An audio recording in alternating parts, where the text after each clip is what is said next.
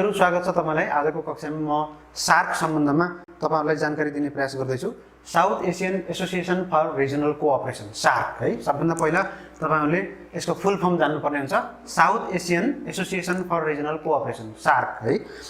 अब यो दक्षिण एसियाका विभिन्न देशहरु है, दक्षिण एसियाका विभिन्न देशहरु जो चाहिँ तपाईहरुले हेर्नुभयो भने हिन्दुकुश पर्वत भनेर भनिन्छ। हिन्दुकुश पर्वत यो कहाँ पर्दछ त भन्दा यो चाहिँ पर्छ अफगानिस्तानमा। अफगानिस्तानदेखि पूर्वमा इरावती पर्वत, इरावती पर्वत यो कहाँ पर्दछ त? यो पर्दछ म्यानमारमा। म्यानमारको पुरानो नाम हो बर्मा। बर्माको पुरानो राजधानी हो रंगुन अथवा यांगुन र बर्माको अहिलेको राजधानी हो निपिटा। यो पनि ख्याल गर्नु होला, बर्माले राजधानी चेन्ज गरेको छ। पश्चिम अफगानिस्तानको हिन्दुकुश पर्वतदेखि पूर्वमा म्यानमारसम्म र उत्तरमा हिमालय पर्वतमालादेखि दक्षिणमा हिन्द महासागरसम्म रहेको समग्र भूभागलाई हामी दक्षिण एसिया भनेर भन्छौं। र यो दक्षिण एसियामा खास गरिकन 8 वटा देशहरू पर्दछन्। कतिवटा देशहरू पर्दछन् त? 8 वटा देशहरू पर्दछन्। यो 8 वटा देशहरू मध्ये 7 वटा देशहरू टिपिकल खास दक्षिण एसियामा साउथ एसियामा पर्दछन् र एउटा देश जो अफगानिस्तान हो, जुन अफगानिस्तान हो यो चाहिँ सेन्ट्रल एसियामा पर्दछ। लोकेसनको हिसाबले सेन्ट्रल एसियामा पनि पर्दछ। त्यसैले तपाईहरुलाई प्रश्न के आउन सक्छ, देखाएको मध्ये कुन देश दक्षिण एसियामा मात्रै पर्दैन भन्दा अरु सबै देशहरू दक्षिण एसियामा पर्दछन्। अफगानिस्तान दक्षिण एसियामा पनि मान्न सकिन्छ र यो सेन्ट्रल एसियामा पनि मान्न सकिन्छ। त्यसैले यो कुरा चाहिँ तपाईले यहाँनिर ख्याल गर्नु होला। र दक्षिण एसियामा दक्षिण एसियाका क्षेत्रहरू मध्ये दक्षिण एसियाको जुन भारतीय उपमहाद्वीप छ त्यो भारतीय उपमहाद्वीपसँग नजोडिएका देशहरू दुईटा छन्, जसलाई हामीले भन्छौं मालदिभ्स र प्लस श्रीलङ्का। यो दुईटा देशहरू चाहिँ भारतीय उपमहाद्वीपसँग जोडिएका छैनन् अथवा दे आर आइल्यान्ड कन्ट्री हैन, तिनीहरू चाहिँ आइल्यान्ड कन्ट्रीको रूपमा रहेका छन्। अरु बाँकी जम्मै देशहरू भारतीय उपमहाद्वीप भनेर भन्छौं त्यो उपमहाद्वीपमा रहेका छन्। र भारतीय उपमहाद्वीपमा पहिला चाहिँ पान्थलसा भन्ने सागर रहेको थियो भनेर भूगर्भविदहरू भनेर भन्छन्। पान्थलसा सागर अथवा यसलाई टेथिस सागर पनि भनिएको छ। टेथिस सागर यो क्षेत्रमा रहेको थियो। पान्जिया भनेर भनिन्थ्यो, जुन सम्पूर्ण भूमिहरू एकै ठाउँमा रहेको थियो प्राग ऐतिहासिक कालमा। त्यसैले यो बेसिक जानकारी तपाईले हासिल गरिसक्नु भएको छ। अब म तपाईलाई सार्कको अवधारणा कसरी सुरुवात भयो भन्नेतर्फ अगाडि बढाउँछु। सार्क भन्ने बित्तिकै एउटा रिजनल अर्गनाइजेसन हो। यसभन्दा पहिला तपाईले संयुक्त राष्ट्र संघ अध्ययन गरिसक्नु भएको छ। त्यो संयुक्त राष्ट्र संघ भनेको विश्वव्यापी संगठन हो, तर सार्क भनेको केही निश्चित भौगोलिक क्षेत्रमा फैलावट भएका विभिन्न देशहरूको एक आपसमा सहयोग, समन्वय र सहकार्य गर्ने संस्था भएको कारणले दक्षिण एसियाका देशहरूमा यसमा सदस्यता हुन्छन्। र यो सदस्यताको सुरुवात 1947 मा भएको द एसिया रिलेसन सम्मेलन 1947 ख्याल गर्नुस् है। 1947 मा द एसियन रिलेसन सम्मेलन, द एसियन रिलेसन सम्मेलन कहाँ भयो त? यो नयाँ दिल्लीमा। नयाँ दिल्लीमा 1947 मा एउटा द एसियन रिलेसन सम्मेलन भएको थियो। त्यसपछि फिलिपिन्समा 1950 मा बाइगुओ सम्मेलन भनेर भयो। 1950 मा फिलिपिन्समा बाइगुओ सम्मेलन, यो नाम मात्रै तपाईले जान्न जरुरी छ। बाइगुओ सम्मेलन भयो। यो सम्मेलनहरूले म नाम किन दिँदैछु भन्दा दक्षिण एसिया रिजनमा क्षेत्रीय सहयोग आबद्ध हुनुपर्छ भन्ने कुरा सबभन्दा पहिला 1947 को द एसियन रिलेसन सम्मेलन नयाँ दिल्लीले गर्यो। त्यसपछि 1950 को फिलिपिन्सको बाइगुओ सम्मेलनले पनि यो काम गर्यो। 1954 मा श्रीलङ्कामा दक्षिण एसियामा एक क्षेत्रीय साझेदारीको अङ्ग आवश्यक छ भन्ने कुरा महसुस गरियो। 1954 मा कोलम्बोमा ऊर्जा सम्मेलन भयो हैन। दक्षिण एसियाका देशहरूको बीचमा ऊर्जा सम्मेलन भयो। त्यसैले यो डेटहरू तपाईका लागि अलि बढी महत्त्वपूर्ण हुन सक्छ। र दक्षिण एसियामा तपाईँले हेर्नुभयो भने 1971 मा बङ्गलादेश नामको नयाँ देश जन्म्यो। यो देश 1971 भन्दा पहिला पूर्वी पाकिस्तानको नामले चिनिन्थ्यो। 1971 मा मुक्ति बाहिनी भन्ने त्यहाँ एउटा ठुलो आन्दोलन भयो, लिबरेसन मुभमेन्ट अफ बङ्गलादेश, र बङ्गलादेश भन्ने नाम बन्यो, नयाँ देश बन्यो। र यो देश बनेसँगै दक्षिण एसियामा बङ्गलादेशले क्षेत्रीय सहयोग सङ्गठनको अवधारणालाई अगाडि बढाएको हामी पाउँछौँ र सार्कको नाम बङ्गलादेशसँग जोडिएको छ। बङ्गलादेश स्थापना भइसके पश्चात बङ्गलादेशबाट नै यसको सुरुवात भएको पाइन्छ र यो चाहिँ बङ्गलादेशले विभिन्न देशहरूको बिचमा चाहिँ एक आपसमा भाइचाराको सम्बन्ध स्थापना गर्नुपर्छ भन्ने कुराको प्रस्ताव सुरुमा राखेको पाइन्छ। यसै सन्दर्भमा बङ्गलादेशका तत्कालीन राष्ट्रपति जियाउर रहमानको नाम चाहिँ तपाईँले बिर्सन मिल्दैन। जियाउर रहमानले नै यसको कामको थालनी गरेका थिए। त्यसैले हामीले फादर अफ सार्क भनेर हामीले जियाउर रहमानलाई लिन सक्छौँ। यो प्रश्न बडो महत्त्वपूर्ण छ, यसलाई तपाईँले हेर्नुहोला। त्यस्तै कोलम्बो प्लान कन्सल्टेटिभ कमिटीको 1977 मा एउटा चाहिँ काठमाडौँमा 1967 मा कोलम्बो प्लानको के भयो त सम्मेलन भयो। कहाँ भयो? काठमाडौँमा भयो। यो सम्मेलनमा नेपालको तर्फबाट नेपालका तत्कालीन राजा वीरेन्द्रले यो सम्मेलनलाई सम्बोधन गर्दै नेपालमा रहेको अपार जलसम्पदालाई नेपाल एक्लैले होइन कि दक्षिण एसियाको समग्र प्रयासबाट प्रयोग गर्नुपर्दछ भन्ने अपिल उहाँले राख्नुभयो र यो अपिललाई नै वास्तवमा दक्षिण एसियाको विभिन्न देशहरूको बिचमा एक आपसमा सहकार्य गर्नुपर्छ भन्ने प्रयासको प्रथम थालनीको रूपमा, औपचारिक थालनीको रूपमा लिइन्छ र यस पश्चात नै दक्षिण एसियाका विभिन्न देशहरू एक आपसमा सहयोग गर्नुपर्छ भन्ने कुराको भावना लिएर अगाडि बढे र यो भावनालाई जियाउर रहमानले सुरुदेखि नै पिकअप लिइराख्नु भएको थियो। उहाँले नै यसको अथक प्रयास गर्नुभयो र 1981 को अप्रिलमा कोलम्बोमा 7वटा देशहरूको विदेश मन्त्रीहरूको भेटघाट पनि भयो र तत्पश्चात विभिन्न प्रयासहरूका बावजुद 1985 को डिसेम्बर 8 र 7 र 8 मा 1985 डिसेम्बर 7 र 8 भन्ने डेट चाहिँ तपाईहरुले कन्ठ पार्नुपर्ने हुन्छ। सार्क 1985 डिसेम्बर 7 to 8 मा बङ्गलादेशको ढाकामा भएको शिखर सम्मेलनले औपचारिक रूपमा सार्कको स्थापना गर्यो। त्यसैले यसको सार्कको इस्टाब्लिसमेन्ट डेट तपाईहरुले कन्ठ पार्नुपर्छ। यो डेट 1985 डिसेम्बर 7-8 कहाँ भन्दा बङ्गलादेशको ढाकामा प्रथम शिखर सम्मेलनले भयो र यो शिखर सम्मेलनमा भाग लिने नेताहरू को थिए भन्ने प्रश्न पनि सवाल उठ्न सक्छ। प्रथम शिखर सम्मेलनमा भाग लिने नेताहरू जस्तो नेपालको तर्फबाट तत्कालीन राजा वीरेन्द्र हुनुहुन्थ्यो, त्यस्तै भारतको तर्फबाट राजीव गान्धी प्रधानमन्त्री हुनुहुन्थ्यो, त्यस्तै भुटानको तर्फबाट धेरै लामो समयसम्म जिग्मे सिग्मे वाङचुकले राज गर्नुभएको थियो, उहाँ राजा हुनुहुन्थ्यो। त्यस्तै श्रीलङ्कामा JR जयवर्धने राष्ट्रपतिको रूपमा जानुभएको थियो। त्यस्तै मालदिभ्समा मैमुन अब्दुल गयुम उहाँले पनि धेरै वर्ष राष्ट्रपतिको रूपमा शासन गर्नुभएको थियो। पाकिस्तानमा जियाउल हक राष्ट्रपति हुनुहुन्थ्यो र त्यस्तै बङ्गलादेशमा हुसेन मोहम्मद एरसाद राष्ट्रपति भइसक्नु भएको थियो र उहाँले चाहिँ यसको नेतृत्व गर्नुभएको थियो। सार्क स्थापना भइसके पश्चात अब म तपाईलाई सार्कको परिचय दिन्छु। के हो त यो संस्था र यसका विशेषता के हुन् भन्ने तर्फ म तपाईलाई अगाडि बढाउँछु। सार्क भनेको एउटा रिजनल अर्गनाइजेसन हो, क्षेत्रीय संगठन हो। त्यसैले इक्जाममा सार्कको तलका मध्ये कुन विशेषता हो? Universal organization, bilateral organization, regional organization, inter regional organization इत्यादि कुराहरू भन्न सक्छ। त्यसैले तपाईले फोकस गर्नुपर्ने कुरा सार्क सम्बन्धी अरू डेटहरू, तिथिमितिहरू तपाईले कन्ठ पार्नुहुन्छ, तर कन्सेप्चुअल कुरा तपाईलाई क्लियर नहुन सक्छ। त्यसैले सार्कको विशेषता भनेको के हो त? यो रिजनल अर्गनाइजेसन हो, इन्टर रिजनल होइन। बिमस्टेक भन्यो भने फेरि के हुन्छ? That is inter regional organization हैन, यो भनेको रिजनल अर्गनाइजेसन हो, एउटै देशभित्रको अर्गनाइजेसन हो। त्यस्तै यो अन्तर सरकारी इन्टर गभर्नमेन्टल पनि हो, इन्टर गभर्नमेन्टल अर्गनाइजेसन हो। यसमा सरकारहरू मात्रै सदस्य हुन्छन्, सरकार बाहेकका अरू निकायहरू यसमा सदस्य हुँदैनन्।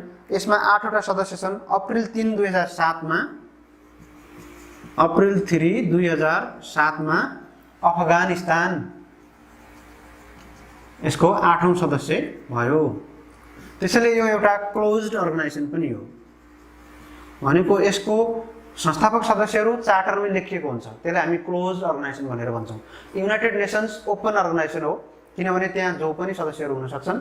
तपाईँलाई थाहा छँदैछ युनाइटेड नेसन अर्गनाइजेसन स्थापना गर्दा 51वटा सदस्य थिए, हाल 193वटा सदस्यहरू त्यसमा रहेका छन्। तर सार्क एउटा क्लोज अर्गनाइजेसन हो, यसमा अरू अर्गनाइजेसनहरू थप्न मिल्ने ठाउँ छैन। त्यस्तै विश्वको 3% क्षेत्रफल, यसले टोटल क्षेत्रफलको 3% क्षेत्रफल ओगटेको छ र 2015 को आँकडा अनुसार 3.8% जिडिपी पनि यसको 3.8% ग्लोबल जिडिपी यसमा यो क्षेत्रमा रहेको छ। र 2006 मा यसले साफ्टा पनि घोषणा गरेको छ। 2006 मा यसले SAFTA south Asian free trade area अथवा एग्रिमेन्ट लागू गरेको छ र यसले चाहिँ संयुक्त राष्ट्र सङ्घमा स्थायी कूटनीतिक सम्बन्ध पनि कायम गरेको छ र युरोपियन युनियन र अन्य अन्तर्राष्ट्रिय निकायहरूसँग पनि यसको पर्यवेक्षकीय भूमिका रहेको छ। अब म तपाईलाई सार्कको अर्को महत्त्वपूर्ण पक्ष यसको कल्चरल हेरिटेजहरू, कल्चरल राजधानीहरू यसले ठाउँ ठाउँमा घोषणा गर्ने गर्दछ। सांस्कृतिक राजधानीहरू,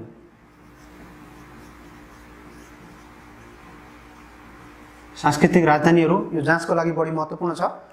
जस्तो 2015-16 देखि यसले चाहिँ आफ्नो सांस्कृतिक राजधानीहरू घोषणा गर्ने काम गर्दै आएको छ।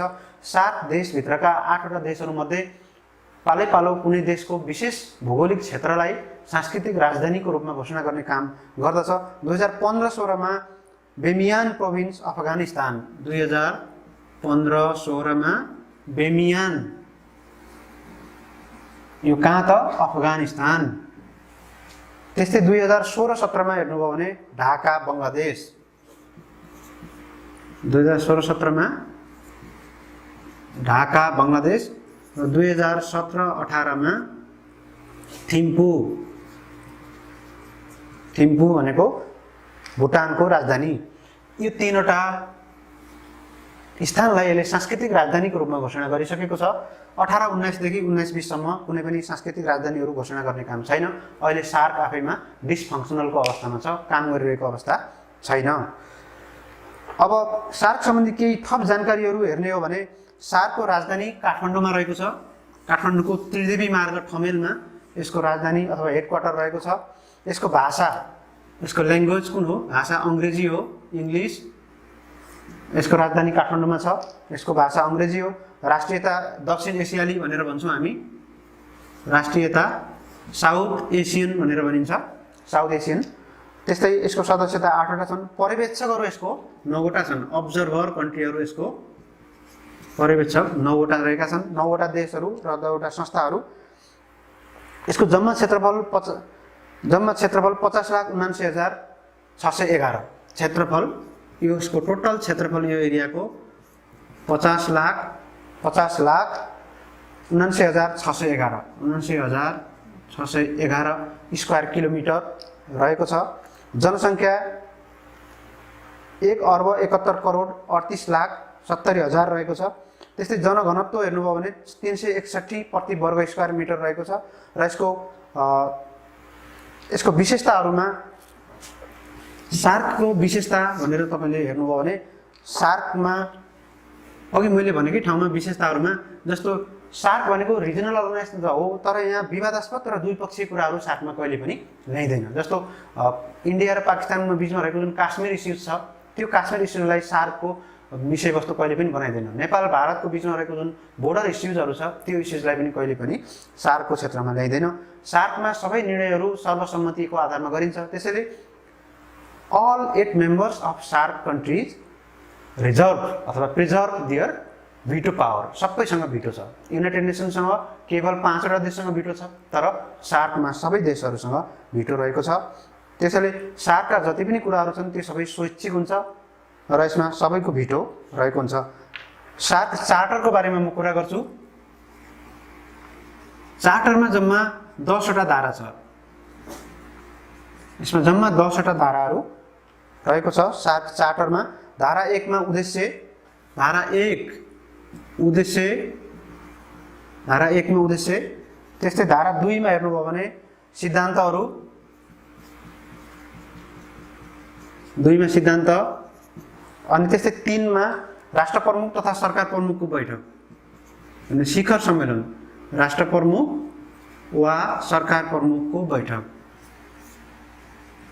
प्रमुखहरूको सम्मेलन जसलाई हामी शिखर सम्मेलन भनेर भन्छौँ।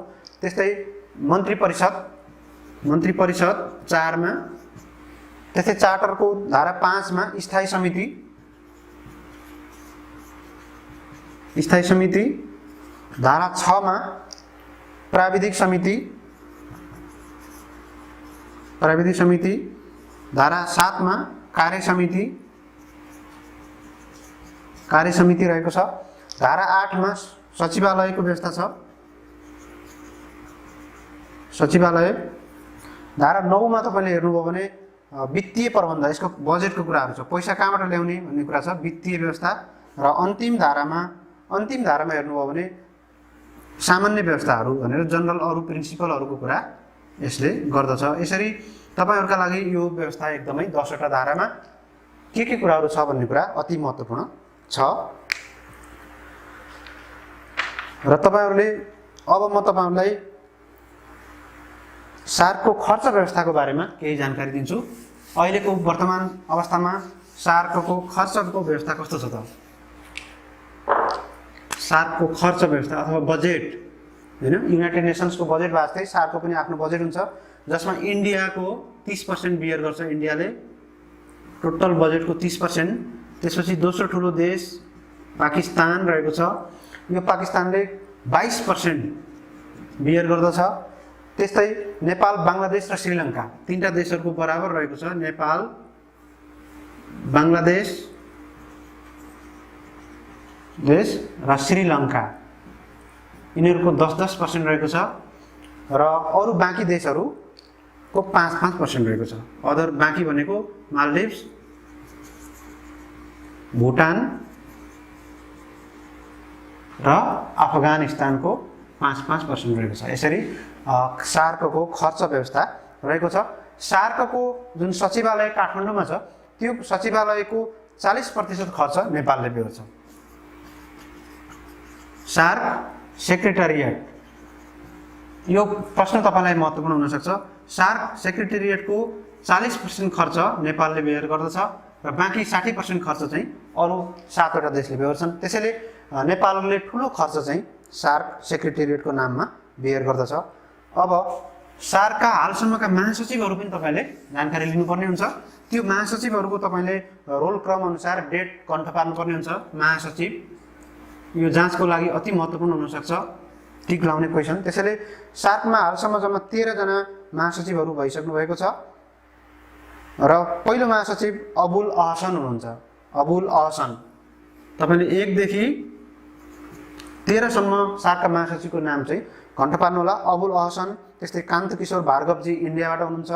त्यस्तै इब्राहिम हुसेन जाकी मालदिभ्सबाट हुनुहुन्छ। तेस्रो, चौथोमा यादवकान्त सिलवाल नेपालबाट, यादवकान्त सिलवाल हुनुहुन्छ। नसिम यू हसन पाकिस्तानबाट, नेहाल रोद्रिगो श्रीलङ्काबाट, त्यस्तै QAMA रहिम बङ्गलादेशबाट, छेन्को दोर्जी भुटानबाट, त्यस्तै शिलकान्त शर्मा इन्डियाबाट, त्यस्तै फातिमा दियान शहीद मालदिभ्सबाट, त्यस्तै अहमद सलिम फेरि मालदिभ्सबाट र अर्जुन बहादुर थापा नेपालबाट। त्यसैले नेपालबाट यादवकान्त सिलवाल र अर्जुन बहादुर थापा 2 जना महासचिव हुनुभएको छ। त्यस्तै अमजद हुसेन पाकिस्तानबाट अहिले 2017 देखि अहिलेसम्म कार्यभार सम्हाल्नु भएको छ। त्यस्तै इक्जामको लागि तपाईलाई अर्को महत्त्वपूर्ण सार्क महासचिवको रोल क्रम सघाइसकेपछि हालसम्मका सम्मेलनहरूको बारेमा जानकारी लिनुपर्ने छ। शिखर सम्मेलनहरू, हैन, हालसम्मका शिखर सम्मेलनहरू मध्ये 19 वटा शिखर सम्मेलनहरू हुनुपर्ने, 19 औं हुनुपर्ने कहाँ हो त? यो पाकिस्तानमा हुनुपर्ने हो। यो चाहिँ भएको छैन, यो रोकिएको छ। किन भन्दा भारत र पाकिस्तान बीचको जुन तनावपूर्ण स्थिति छ, त्यही कारणले गर्दा यो 19औं सार्क सिम्बल हुन सकेको छैन। 18औं सार्क शिखर सम्मेलन नेपालमा भएको थियो। 20औं सार्क शिखर सम्मेलन कहाँ हुनेछ त? श्रीलङ्कामा हुने भन्ने कुरा पनि थियो। 18औं काठमाडौँमा भयो। त्यसैले अहिले सार्कको अध्यक्ष राष्ट्र कुन हो त भन्दा नेपाल हो। अर्को सम्मेलन भइसकेसम्मका लागि पाकिस्तानलाई जब अध्यक्षता प्रदान गरिँदैन, हस्तान्तरण गरिन्न तबसम्मका लागि नेपाल चाहिँ अध्यक्ष भइरहनेछ र अहिले पनि नेपाल यसको अध्यक्षको रूपमा रहेको छ। त्यस्तै चीन र म्यानमार दुईटा देशहरूलाई सार्कले सदस्यता प्रदान गर्न सक्दछ। नयाँ सदस्यता दिनु पर्यो भने चीनले एप्लिकेसन गरिसकेको छ। नयाँ सदस्यता कुन कुन देशलाई दिन सकिन्छ त भन्ने सवालमा चीन र मालदिव, म्यानमार यो दुईटा देश यो क्षेत्रमा पनि पर्ने भएको कारणले यो दुईटा देशलाई नयाँ सदस्यता पनि दिन सकिन्छ। अब तपाईहरुलाई जाँचको लागि अर्को महत्त्वपूर्ण प्रश्न, सार्कका विभिन्न देशमा हालको सरकार प्रमुख तथा राष्ट्र प्रमुख नेतृत्वहरू को छन् त? यो प्रश्न पनि महत्त्वपूर्ण हुन सक्छ। तपाईको एक्जामसम्म विभिन्न देशमा परिवर्तन हुन सक्छ, त्यसैले तपाईले एक्जामको अगाडि यो कुरालाई ख्याल गर्नु होला। जस्तो अफगानिस्तानमा अहिले प्रेसिडेन्ट हुनुहुन्छ अशरफ घानी, त्यस्तै अब्दुल्ला हुनुहुन्छ प्राइम मिनिस्टर। त्यस्तै बङ्गलादेशमा अब्दुल हमिद प्रेसिडेन्ट हुनुहुन्छ र शेख हसिना चाहिँ त्यहाँको अहिले प्राइम मिनिस्टर हुनुहुन्छ। त्यस्तै भुटानमा किङ जिग्मे खेसर न्याङबुल वाङचुक प्रेसिडेन्ट हुनुहुन्छ अथवा त्यहाँको राष्ट्रपति हुनुहुन्छ र त्यहाँ प्राइम मिनिस्टर लोते सिरिङ चाहिँ त्यहाँको प्राइम मिनिस्टर हुनुहुन्छ। त्यस्तै इन्डियामा रामनाथ कोविन्द राष्ट्रपति हुनुहुन्छ, नरेन्द्र मोदी प्रधानमन्त्री हुनुहुन्छ। त्यस्तै मालदिभ्समा इब्राहिम मोहम्मद सोलाह प्रेसिडेन्ट हुनुहुन्छ, मालदिभ्समा प्रधानमन्त्री हुँदैन, ख्याल गर्नु होला। त्यस्तै नेपालमा विद्यादेवी भण्डारी राष्ट्रपति हुनुहुन्छ, खड्गप्रसाद शर्मा ओली चाहिँ प्रधानमन्त्री हुनुहुन्छ। त्यस्तै पाकिस्तानमा अरिफ अलवी त्यहाँको राष्ट्रपति हुनुहुन्छ र इमरान खान त्यहाँको प्रधानमन्त्री हुनुहुन्छ र श्रीलङ्कामा मैत्रीपाला सिरिसेना प्रेसिडेन्टको रूपमा रहनु भएको छ र रनिल विक्रमसिंहे त्यहाँको प्राइम मिनिस्टर हुनुहुन्छ। यो कुरा तपाईहरुले हालको नेतृत्व यो परिवर्तन भइराख्न सक्छ, त्यसैले तपाईको एक्जाम दिनुभन्दा अगाडि यो कुरा चेक गरेर इन्टरनेटमा चेक गरेर एकपल्ट चाहिँ सबै देशहरूको कण्ठ पार्नु होला। अब सार्कका विभिन्न केन्द्रहरू रहेका छन् हैन, सार्क सेन्टरहरू छन्, विभिन्न सेन्टरहरू रहेका छन्। यो सेन्टरहरू मध्ये 6 वटा सेन्टरहरू स्थगन भइसकेको छ। यो महत्त्वपूर्ण छ प्रश्न, सेन्टर स्थगन भएका कतिवटा छ त? 6 वटा। 6 वटा केन्द्रहरू स्थगन भइसकेका छन्। त्यो स्थगन भइसकेका केन्द्रहरूमा मेट्रोलोजिकल रिसर्च सेन्टर एउटा, देखाएको मध्ये कुन सार्क सेन्टर बन्द भएको छ भन्दा एउटा हो मेट्रोलोजिकल रिसर्च सेन्टर एउटा। त्यस्तै अर्को छ फोरेस्ट्री सेन्टर। त्यस्तै अर्को छ डकुमेन्टेसन सेन्टर। यो स्थगन भएको मात्रै म लेख्दैछु, डकुमेन्टेसन सार्क डकुमेन्टेसन सेन्टर पनि स्थगन भइसकेको छ। त्यस्तै coastal John management centre, coastal भनेको सामुद्रिक क्षेत्र, कोस्टल जोन म्यानेजमेन्ट सेन्टर पनि स्थगन भइसकेको छ। र त्यस्तै इन्फर्मेसन सेन्टर, सार्क सूचना केन्द्र, यो पनि स्थगन भएको छ। र स्थगन भएको अन्तिम human resource management centre, human resource HRM centre, यो पनि भएको छ। त्यसैले यो 6 वटाको नाम चाहिँ तपाईले कण्ठ पार्नुपर्ने हुन्छ। सार्कका विभिन्न 12 वटा विभिन्न सेन्टरहरू मध्ये 6 वटा अहिले स्थगन अवस्थामा छ र अरु यो भन्दा बाँकीका पनि तपाईले कण्ठ पार्नुपर्ने हुन सक्छ। ती सबैको नाम चाहिँ तपाईले कण्ठ पार्नु, तर स्थगन भएको बढी महत्त्वपूर्ण छ। यो 6 वटा जाँचमा दिएका मध्ये कुन चाहिँ स्थगन भइसकेको छ भन्ने प्रश्न आउन सक्छ। अब सार्कका कन्भेन्सनहरूको बारेमा पनि अलिकति जानकारी हासिल गरौँ। सार्कले हालसम्म विभिन्न खालका कन्भेन्सनहरू गरेको छ। ट्राफिकिङ इन वुमन एउटा कन्भेन्सन, सार्कले गरेका हालसम्मका कन्भेन्सनहरू एउटा वुमनसँग रिलेटेड ट्राफिकिङ अफ वुमन त्यो कन्भेन्सन गरेको छ। त्यस्तै promotion of welfare of children, त्यस्तै अर्को चिल्ड्रेनसँग सम्बन्धित यसको कन्भेन्सन पनि छ। त्यस्तै अर्को हेर्नुभयो भने तपाईले mutual assistance in criminal matters, अपराधीहरूको सहयोग, अपराधीहरूलाई एक आपसमा सार्ने सम्बन्धमा क्रिमिनल एसिस्टेन्स सम्बन्धी पनि यसले कन्भेन्सन गरिसकेको छ। र त्यस्तै नार्कोटिक ड्रग्स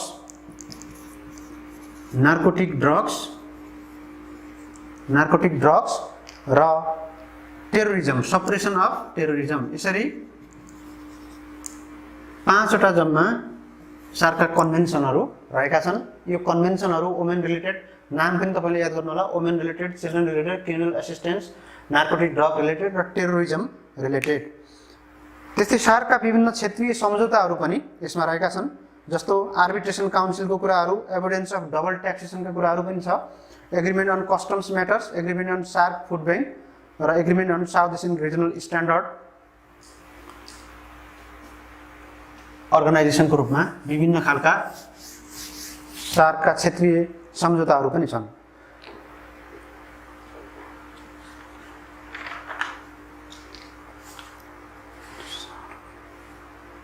अब सार्क सम्बन्धी केही थप जानकारीहरू दिनुपर्दा, जस्तो साप्टा भनेर एउटा चाहिँ SAPTA, यसको फुल फर्म तपाईँलाई सोध्न सक्छ, साउथ एसियन